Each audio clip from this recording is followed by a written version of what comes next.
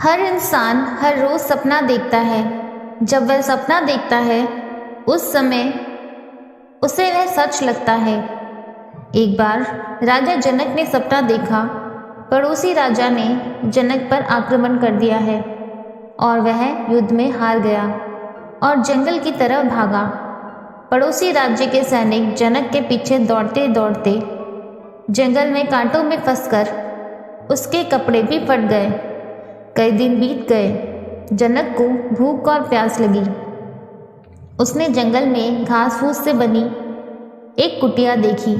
वह नजदीक गया और देखा इसमें एक बूढ़ी औरत है। जो राजा हमेशा दूसरों को देता था, आज सोच रहा है कि मैं इस औरत से भीख मांगकर खाऊंगा। वह आगे बढ़ा और उसे बूढ़ी माँ से कुछ भोजन मांगा। उस औरत ने कहा, भोजन जरूर मिलेगा, लेकिन तुम्हें खुद बनाना पड़ेगा। दाल चावल सामने पड़े हैं, खिचड़ी बना लो। जनक को बहुत भूख लगी थी। उसने खिचड़ी बनाकर थाली में डाली। वह भोजन शुरू करने वाला था।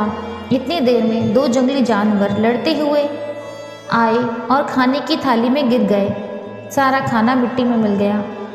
भूखे राजा को भोजन नसीब नहीं हुआ, क्योंकि अब बूढ़ी माँ के पास कुछ और नहीं था। राजा जनक रो पड़ा।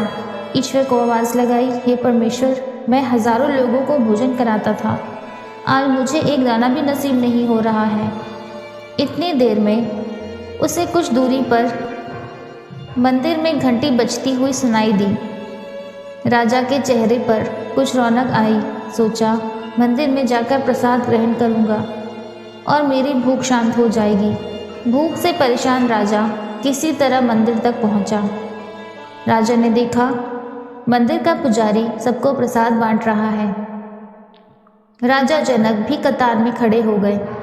जब जनक का नंबर आया तो प्रसाद खत्म हो गया। जनक ने कहा, मुझे बहुत जोर की भूख लगी है, कुछ खाने को दे दो। पुजारी ने कहा कि अब तो प्रसाद भी खत्म हो गया है। राजा कहता है कि पतीले में जो कुछ लगा है आप वही दे दो। पतीले की खुरचन निकाली और राजा के हाथ में रख दी। जैसे ही राजा उसे अपने मुंह के पास ले जाने लगा कि एक पक्षी आया और उसे लेकर चला गया। राजा हताश होकर जमीन पर गिर गया और बेहोशी की हालत में चिल्लाने लगा, बचाओ बचाओ, मैं मर रहा हूँ।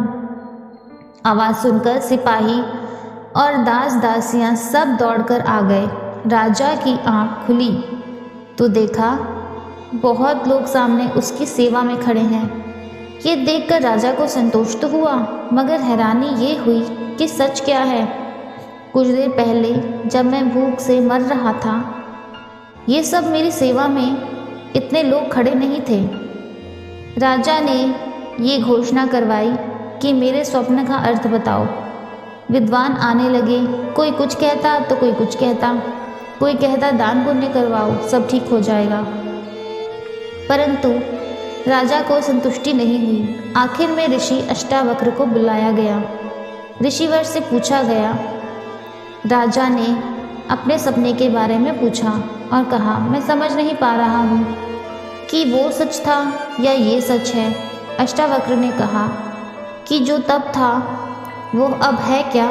राजा ने कहा, नहीं, वो समय तो बहुत भयानक था। ऋषि ने आगे पूछा, तो अब जो है क्या वो तब था?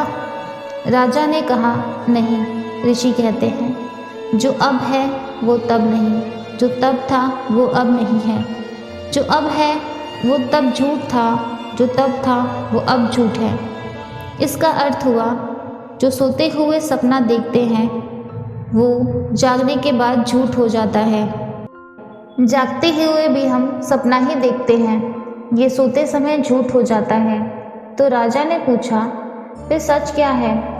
ऋषि अष्टावक्र ने कहा, सच वो है जो तब भी था और अब भी है, वो जो तुम हो, जो उस समय को भी जानते हो और इस समय को भी जानते हो, जो हमेशा रहता है, यानी आत्मा। बस यही सच है, बाकी सब कुछ झूठ है।